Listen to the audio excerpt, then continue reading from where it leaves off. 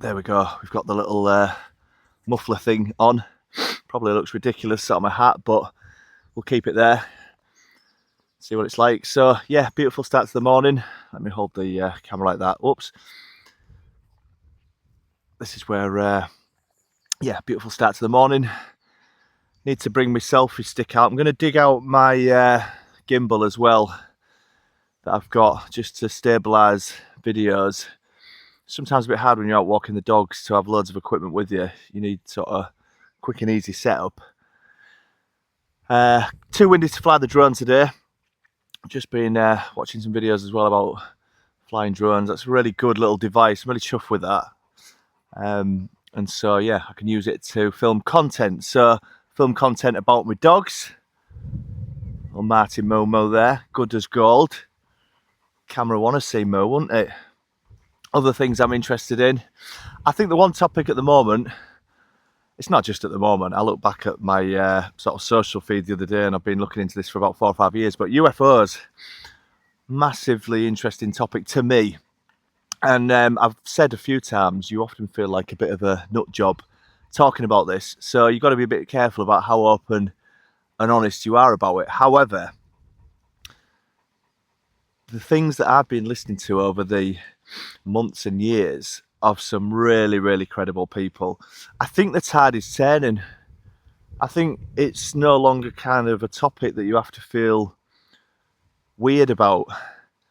I think it's, I mean, again, I was just thinking, the podcast I'm listening to this morning is one with Bob Lazar and Travis Walton, with a YouTube creator who set up a channel called Area 52, Chris Ramsey. I think he's an ex-magician. Really, really good. There's loads of brilliant YouTubers out there, loads of content creators doing UFO stuff. The quality is just excellent. So anyway, so that's one podcast I'm listening to. Travis Walton is telling a story of being an abductee, which is crazy. I don't really know a lot about his story, so I'm not going to say too much about it. I know a lot about Bob Lazar's story. Worked on secret black box projects on craft and came out as a whistleblower many, many years ago. So really interesting, but there's loads of other stuff. So, you know, you can think, oh, well, that just sounds unrealistic, but it's not just one thing, it's many. So in terms of my UFO journey, I do think sometimes a lot of these UFOs are always, you know, big in America. So my philosophy is why not here? Why not a few more sightings in beautiful Holderness area? So this is why I like to do these videos, because then when there is a sighting in this area, I can kind of think, do you know what? I predicted that. And I think there is some evidence against evidence as well on sort of what should we call it, intuitive abilities, you know, the ability to perceive the future, connect subconsciously. So yeah, I was saying this to my mum the other day, you've got to be really careful with a topic like this, that you don't end up sounding like a total lunatic. But the reason this area, I am really drawn to this, I mean, it's a beautiful area, it's where I live and it's where I walk the dogs, but it's got really nice open fields. But I always think, is you probably can't see it, but in the background somewhere here, there's a big sort of farm building, big barn. We have these open panoramic fields, and for me, it feels like when you watch those movies and they're set in America, you know, on cattle ranches or farms, and the wind's rustling and there'll be a wind turbine like picking up, you know, a little micro turbine, and there's barns there and things. So it always reminds me of that area. And I just think this area's got real sort of potential. The other thing as well, and I was talking to a neighbour the other day, but apparently this area did have some form of ancient civilization somewhere around here. I'm not quite sure fully of the story, but you know, this is the reality. We don't know what's been before us. The evidence at the moment is that aliens, UFOs, have been around for thousands of years. They're in passages of the Bible. You know, the story goes on and on and on. So I think sometimes it's good to look at history and to learn and to listen, but the real thing is how do you experience yourself? How do you come out and try and understand the wonders of the universe.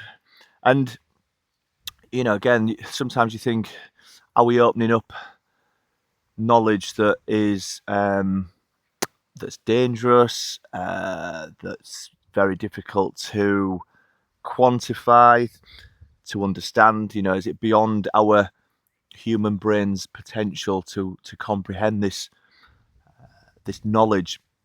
And possibly could well be, certainly beyond my ability to comprehend. I'm like to think I'm fairly intelligent, but in the grand scheme of things, I'm probably no more intelligent than this little piece of grass here. So yeah, it's a good topic, and I've said again before, it's a topic that I like to listen to, because when I'm walking the dogs and listening to a podcast, you can kind of turn your brain off from the 9 to 5 stuff. So there's other stuff I'm interested in. I love martial arts, love watching UFC, but the topic of UFOs and what it could mean for humanity, I guess that's the thing that interests me. I'll just finish really quickly in terms of, again, some of the things that I've heard about in podcasts. But there's a series called Dark that was on Netflix, and there's a lot of intelligence agencies that talk about that series being actually quite close to the truth. And the nub of that story is it's about time travel. And again, some of this alien technology, supposedly it's got the ability to bend space-time, travel, at speeds and distances that, we can't understand fully. Not as modern society. Apparently there's people that can understand it, potentially working on this technology. So yeah, just a few morning thoughts. Beautiful day. Lots of potential. My only other thing is, why don't UFOs come out during the day? I'm more of a daytime person. I'm not I like nighttime, but at nighttime I like to chill. Do I need to start coming out a bit more at nighttime to witness stuff? Possibly. Oops, getting rattled up in the dogs' harnesses. But yeah, enjoy your Sunday. Go and look into UFOs if it interests you, if it floats your boats, and if it doesn't, just do what you love best.